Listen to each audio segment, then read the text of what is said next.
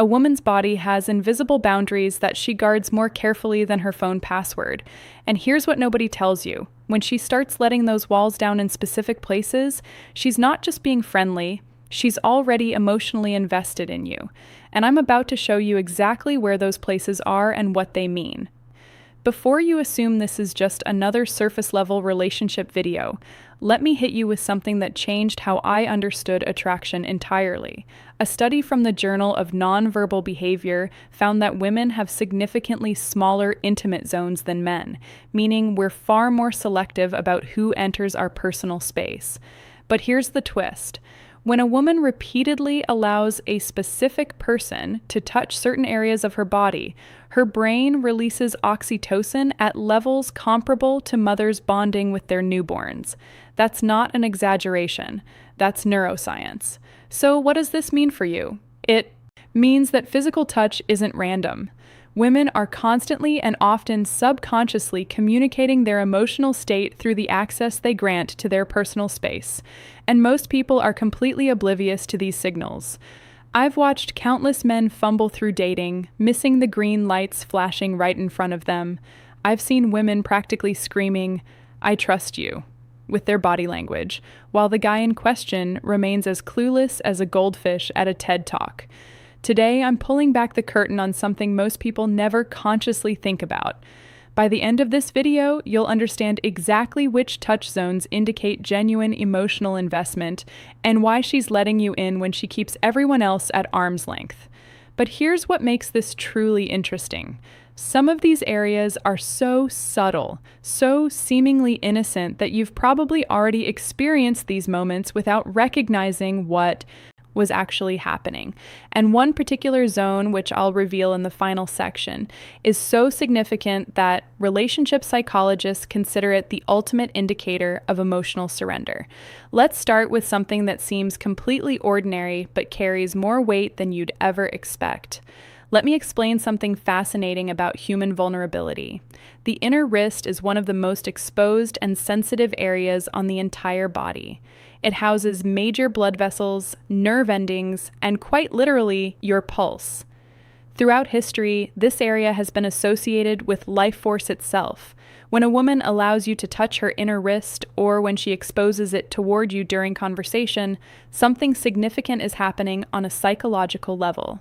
Dr. David Given, a renowned anthropologist who has spent decades studying nonverbal communication, points out that exposing vulnerable body parts is a primal trust signal that predates language. Think about it this way.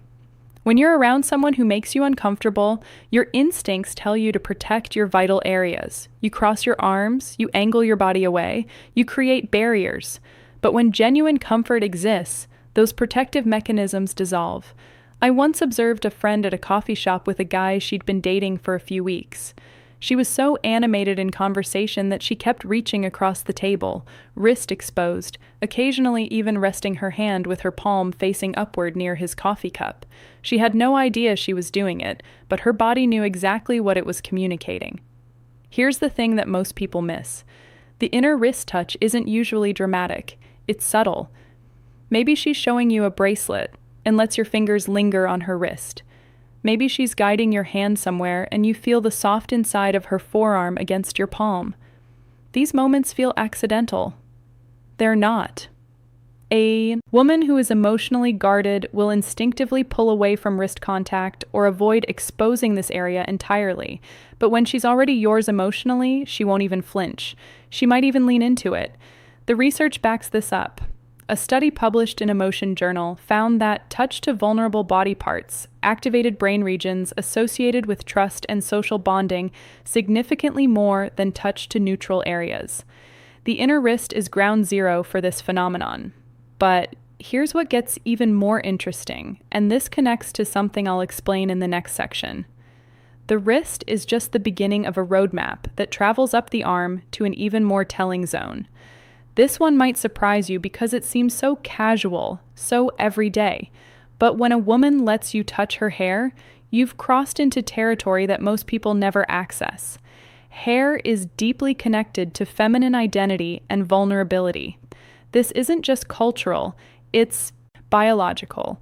Research from the Touch Research Institute at the University of Miami found that having someone touch your hair produces significant relaxation responses in the parasympathetic nervous system. Essentially, hair touch tells the body, "You're safe. You can let your guard down." Now, women touch their own hair constantly.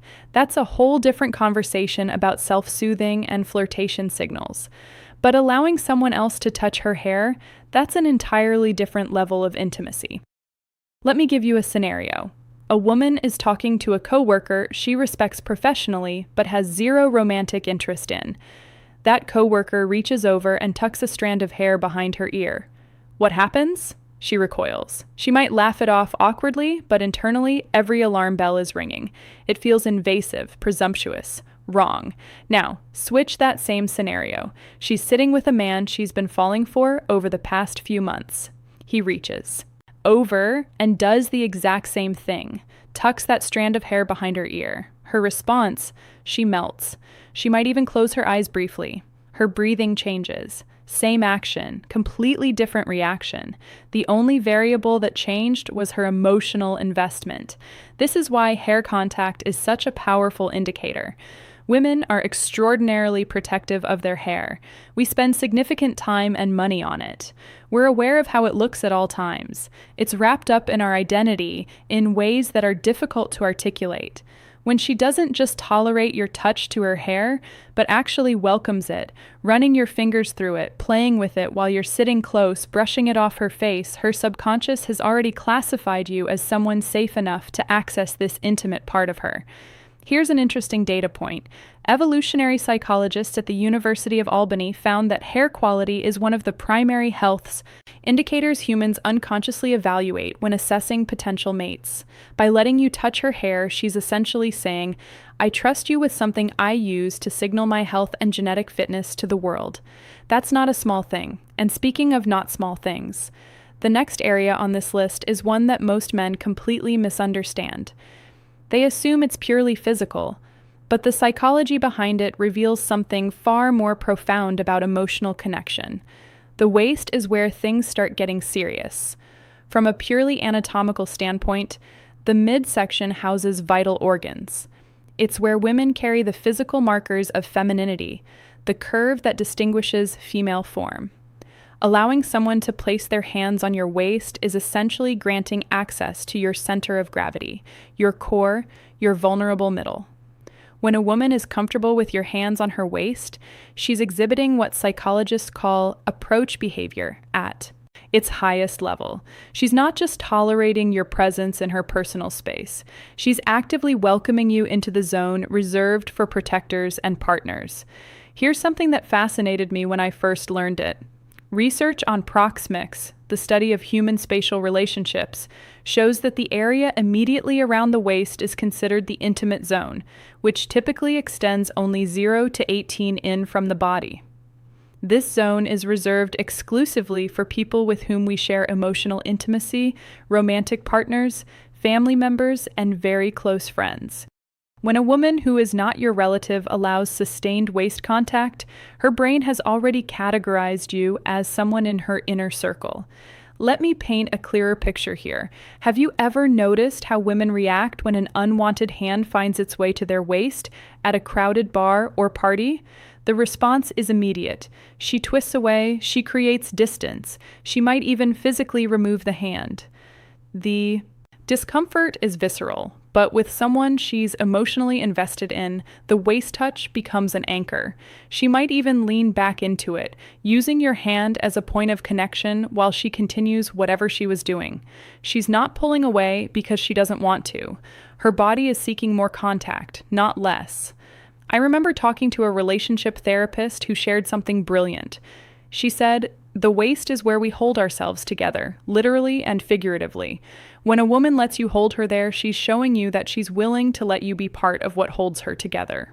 That reframing hit differently for me. There's another layer to this. The waist touch often happens in public, walking through a crowd, posing for photos, sitting side by side at a restaurant. This means she's not just comfortable with the contact, she's comfortable with other people seeing the contact. That's a statement that's claiming and being claimed. all communicated through a single physical gesture.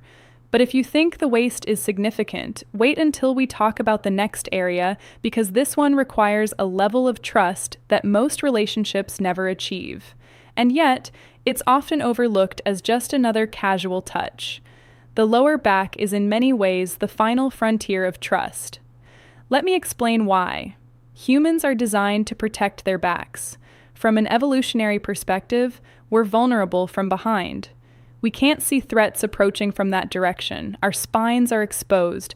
Our ability to defend ourselves is compromised. Because of this, allowing someone to touch your lower back requires what psychologists call instinct override. Your primal brain is screaming, "Danger!" You can't see what's happening, but your emotional brain is calm, responding, "This person is safe. Stand down." When a woman lets you place your hand on her lower back, especially in a guiding or protective manner, she's demonstrating profound trust. Her nervous system has made a decision about you that bypasses conscious thought entirely. A fascinating study from Deepa University examined touch patterns between couples and found that lower back touches were among the strongest predictors of relationship satisfaction and longevity. Couples who engaged in frequent lower back contact reported higher levels of intimacy and security than those who didn't. This makes sense when you consider the context in which lower back touches typically occur. They happen when you're guiding her through a doorway, when you're standing close at a social gathering, when you're walking together and want to maintain physical connection without holding hands. Each of these contexts communicates something protective and intimate. The lower back touch says, "I've got you. You can relax because I'm here." What's particularly telling is when she initiates the lower back touch. Some women will actively back into your hand or position themselves so that your hand naturally falls to their lower back. This isn't coincidence, it's orchestration. She's creating opportunities for this specific type of contact because something in her craves that sense of protection and connection. I had a conversation with a friend who had been dating someone for about 2 months. She mentioned casually that she kept finding excuses to walk ahead of him slightly. Not to be rude, but because she wanted to feel his hand on her lower back as they moved through spaces together. She didn't even realize she was doing it until I pointed out the pattern. Her emotional investment was already complete. Her body was just finding ways to express it. Now, everything I've discussed so far builds toward one specific area that relationship experts consider the most significant of all. And what's interesting is that it's not what you'd expect. It's not inherently sexual, it's not dramatic. But when a woman allows you access here, any lingering question about how she feels evaporates entirely. The face, more specifically allowing someone to touch her face. Here's why this matters more than anything else on this list. The face is our primary tool for communication. It's how we express emotion, convey identity, and connect with others. It's also extremely vulnerable. Thin skin covering critical sensory organs and countless nerve endings. According to research from Princeton University, humans form impressions based on faces within 100 milliseconds. Our faces are constantly being evaluated, interpreted, and judged. They're central to how we experience the world and how the world experiences us. Given all of this, allowing someone to touch your face requires extraordinary trust. Think about professional context for a moment. In what scenario would it be appropriate for a colleague to cup your face in their hands? There isn't one. Face touching is reserved for moments of genuine intimacy. Romantic partners, parents with children, extremely close friends during emotional moments. When a woman allows you to touch her face, holding her cheek, tracing her jawline, even simply brushing something off her face, she's granting access to the most personal territory on her entire body. It's not about the physical sensation, though the face is highly sensitive. It's about the symbolism of the act. Dr. Dasher Kellner, a psychology professor at UC Berkeley who has spent years studying touch, emphasizes that face touching between romantic partners activates reward centers in the brain associated with deep attachment. It's not just pleasant, it's bonding on a neurological level. Here's what I find particularly interesting. Women who are falling for someone often create opportunities for face contact. Maybe she has an eyelash on her cheek and asks you to get it. Maybe she leans her face into your hand when you're sitting close. Maybe she holds your hand against her cheek during an intimate conversation. These moments are tests and confirmation simultaneously. She's testing whether you'll receive the invitation appropriately, and she's confirming her own feelings by allowing the contact. A woman who hasn't emotionally invested in you will reflexively pull back from face contact. It's too intimate, too presumptuous, too much, but a woman who's already yours, she'll close her eyes and lean in. The difference is unmistakable. And this brings us to the most important point of this entire video, a truth that connects everything we've discussed and reveals what these touch permissions really mean. Everything I've shared today points to one fundamental reality. Physical touch is emotional communication. Women don't grant access to vulnerable body areas randomly or thoughtlessly each. Permission is a statement about trust, comfort, and investment. When she lets you into these spaces, she's not just being friendly or casual. She's speaking a language older than words, telling you things she might not even be ready to verbalize. The progression matters too. A woman who's developing feelings will typically allow access in stages, starting with seemingly innocent zones and gradually welcoming you into more intimate territories. This progression mirrors the emotional journey happening inside her.